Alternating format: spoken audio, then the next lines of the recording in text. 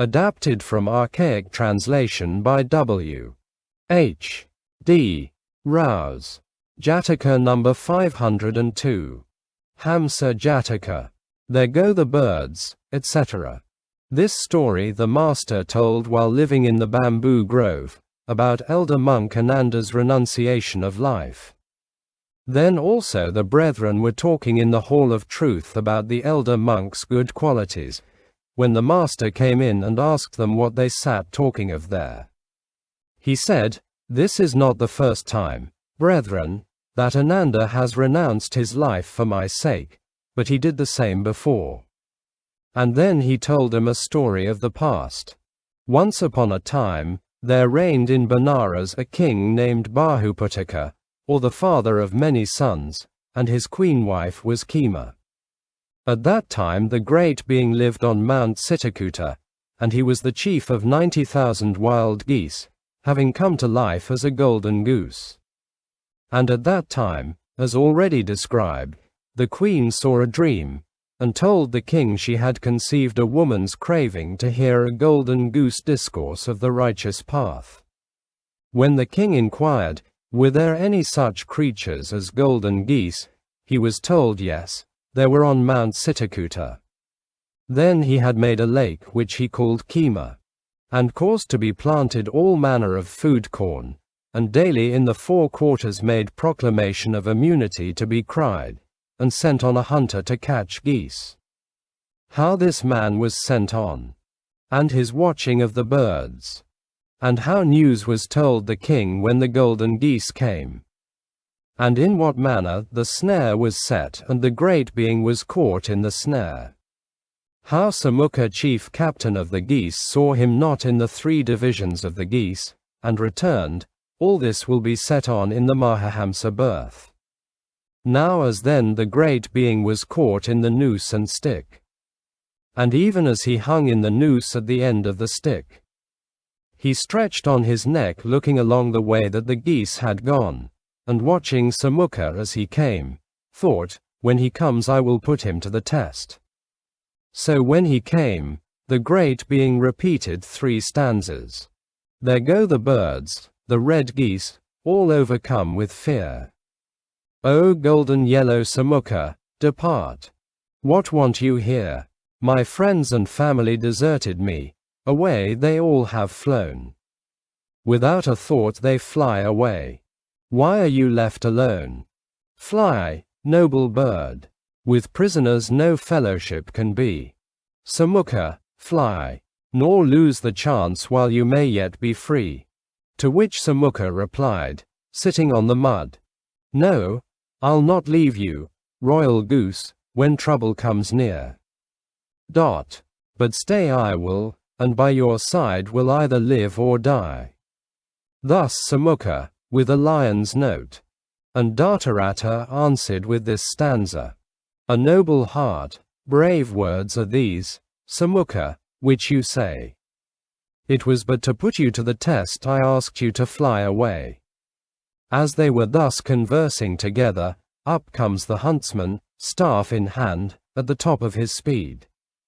Samukha encouraged Dhatarattha, and flew to meet the man, respectfully stating the virtues of the royal bird. Immediately the hunter's heart was softened, which Samukha perceiving, went back, and stood encouraging the king of the geese. And the hunter approaching the king of the geese, recited the 6th stanza. They footed by unfooted ways, birds flying in the sky. And did you not, O noble goose, see the snare from afar? The great being said, when life is coming to an end, and death's hour draws near, though you may close upon it come, nor trap nor snare you spy. The hunter, pleased with the bird's remark, then addressed 3 stanzas to Samukha. There go the birds, the red geese, all overcome with fear. And you, O golden yellow bird, are still left waiting here. They ate and drank, the red geese.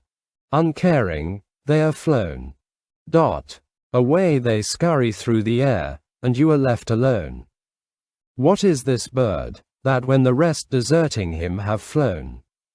Though free, you join the prisoner, why are you left alone?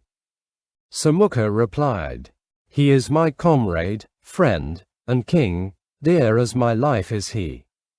Forsake him, no, I never will, until death calls for me. On hearing this the hunter was much pleased, and thought within him, if I should harm virtuous creatures like these, the earth would split open and swallow me up. What care I for the king's reward? I will set them free. And he repeated a stanza.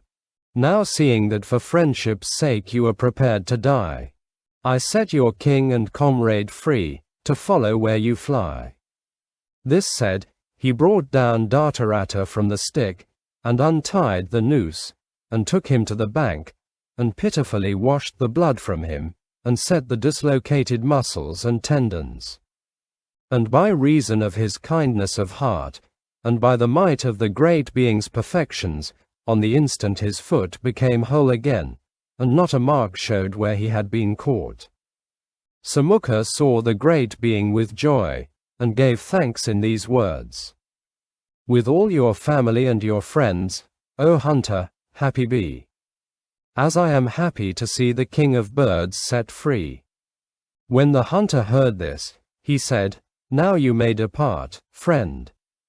Then the great being said to him, Did you capture me for your own purposes, my good sir, or at the asking of another? He told him the facts. The other wondered whether it were better to return to Sitakuta, or go to the town. If I go to the town, he thought, the hunter will be rewarded, the queen's craving will be appeased, Sumukha's friendship will be made known. Then also by virtue of my wisdom I shall receive the lake Kema, as a free gift. It is better therefore to go to the city. This determined, he said, Huntsman, take us on your carrying pole to the king, and he shall set me free if he will. My lord, kings are hard. Go your ways. What? I have softened a hunter like you, and shall I not find favor with a king? Leave that to me. Your part, friend, is to convey us to him. The man did so. When the king set eyes on the geese, he was delighted. He placed both the geese on a golden perch, gave them honey and fried grain to eat and sweetened water to drink, and holding his hands out in supplication prayed him to speak of the law. The king of the geese, seeing how eager he was to hear, first addressed him in pleasant words. These are the stanzas expressing the talk of king and goose one with another. Now has his honor health and wealth, and is the kingdom full of welfare and prosperity, and does he justly rule? Oh, here is health and wealth, O goose, and here's a kingdom full of welfare and prosperity, with just and righteous rule. Is there no blemish seen amid your court, and are your enemies far off, and like the shadow on the south, which never grows? There is no blemish seen amid my courtiers, and my enemies far off are like the shadow on the south, which never grows. And is your queen of equal birth, obedient, sweet of speech, fruitful, fair, famous, waiting on your wishes, doing each? Oh yes, my queens of equal birth, obedient, sweet of speech, fruitful, fair, famous, waiting on my wishes, doing each. O fatherly ruler, have you sons a many, nobly bred, quick-witted, easy men to please whatever thing be sped? O dhatarattha, sons I have of fame, 51. Tell them their duty, they'll not leave your good advice undone. On hearing this, the great being gave them advice in 5 stanzas. He that puts off until too late the effort to do good, though nobly bred, with virtue gifted, yet sinks beneath the flood. His knowledge fades, great loss is his. As one moonblind at night sees all things swollen twice their size with his imperfect sight. Who sees the truth in falsity no wisdom gains at all. As on a rugged mountain path, the deer will often fall. If any strong courageous man loves virtue, follows right, though but a low-born rustic countryman, he burns like bonfires in the night. By using this similitude all wisdom's truths explain. Cherish your sons till wise they grow, like seedlings in the rain. Thus did the great being discourse to the king the livelong night. The queen's craving was appeased. By sunrise he established him in the virtues of kings, and encouraged him to be vigilant. Then with Samukha flew out of the northern window and to Sitakuta away. After this discourse, the master said, "Thus, brethren, this man offered his life for me before, and then he identified the birth."